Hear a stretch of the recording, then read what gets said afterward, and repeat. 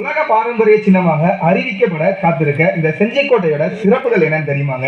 தமிழ்நாட்டுல இன்றாலும் எஞ்சி நிற்கிற கோட்டைகள்ல கோட்டை கொத்தளங்களுடன் மிகச்சிறந்த பாதுகாப்பு அம்சங்களுடன் எதிரிகளுக்கு சிம்ம சொப்பனமாக திகழ்ந்த ஒரு கோட்டை தாங்க இந்த செஞ்சிக்கோட்டை. தமிழ்நாட்டுல விழுப்புரம் மாவட்டம் செஞ்சி அப்படிங்கிற பகுதியில இந்த கோட்டை அமைஞ்சிருக்கு. செஞ்சியில இயற்கையா அமைஞ்ச 3 குன்றுகளை இணைச்சி இந்த கோட்டை கட்டமைக்கப்பட்டிருக்கு. ராஜகிரி, கிருஷ்ணகிரி, சந்திரகிரி அப்படின்னு 3 கோட்டைகள் இந்த செஞ்சி கோட்டைக்குள்ள அடங்கும். இந்த கோட்டையுடைய மதில் சுவரோட நீளம் மட்டுமே 12 கிலோமீட்டர்.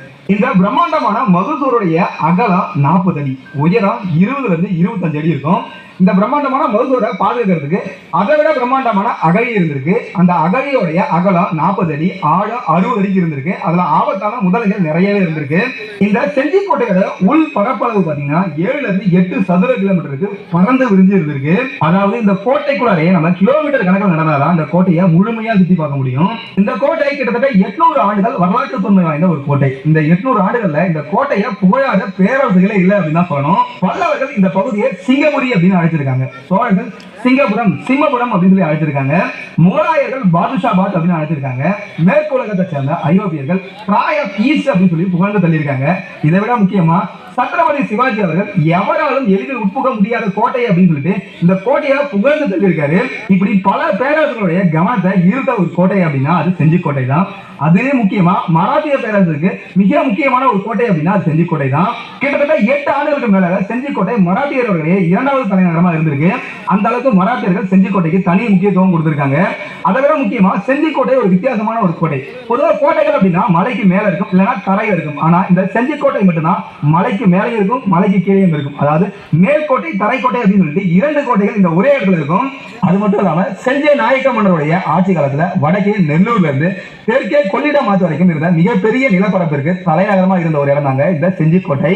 இவ்வளவு சிறப்புகள் வாய்ந்த செஞ்சிக்கோட்டையை இந்திய அரசு உலகத்தோட பாரம்பரிய கலாச்சார நினைவு சின்னமா அறிவிக்கணும் அப்படின்னு சொல்லிட்டு யுனெஸ்கோவுக்கு பரிந்துரை செஞ்சிருக்காங்க.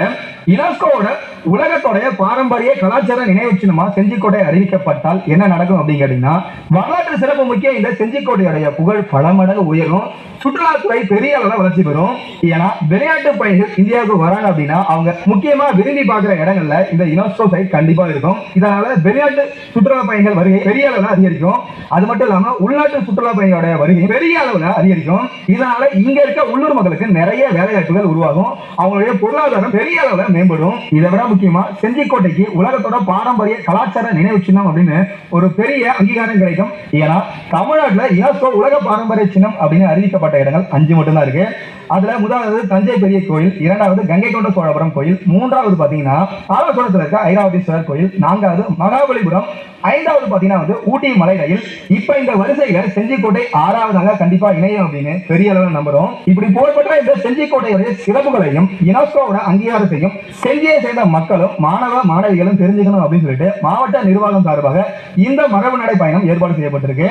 இதுல மாணவ மாணவிகள் கலந்துகிட்டு செஞ்சிக்கோட்டையோட புகழை எல்லா இடங்களுக்கும் கொண்டு போய் சேர்க்குமாறு கேட்டுக்கொள்கிறோம். நன்றி, வணக்கம்.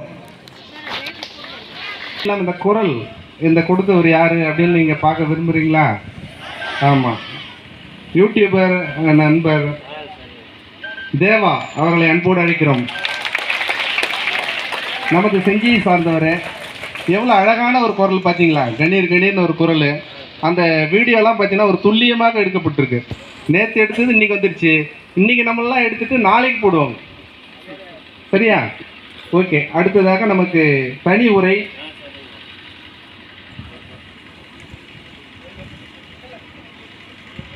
எடுத்துட்டு இந்த அளவுக்கு வந்து பார்த்தீங்கன்னா ஒரு பிரபலமாக இருக்காரு.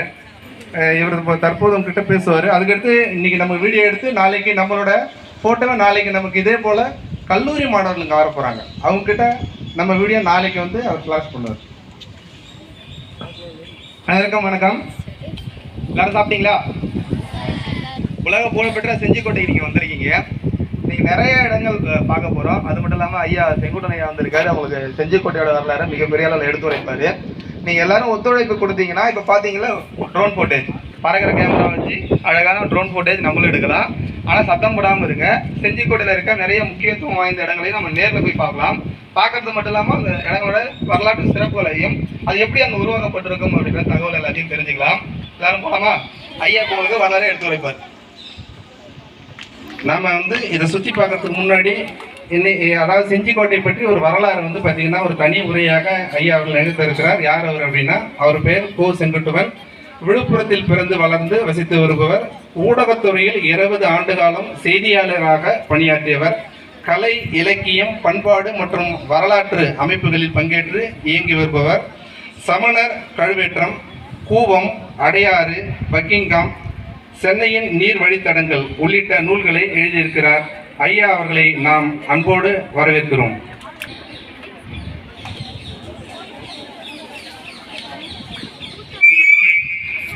வணக்கம். பரவாயில்ல, நல்ல ஹாய் ஸ்டூடெண்ட்ஸ், குட் மார்னிங் அப்படின்னு சொன்னாதான் பதிலுக்கு சொல்றீங்கன்னு பார்த்தேன். அழகான தமிழில் நான் வணக்கம் சொல்லும்பொழுது நீங்களும் அழகாக புரிஞ்சுக்கிட்டு வணக்கம்னு சொல்கிறீங்க. ரொம்ப மகிழ்ச்சியாக இருக்கு. இந்த அற்புதமான ஒரு நிகழ்வினை நம்முடைய மாவட்ட நிர்வாகமானது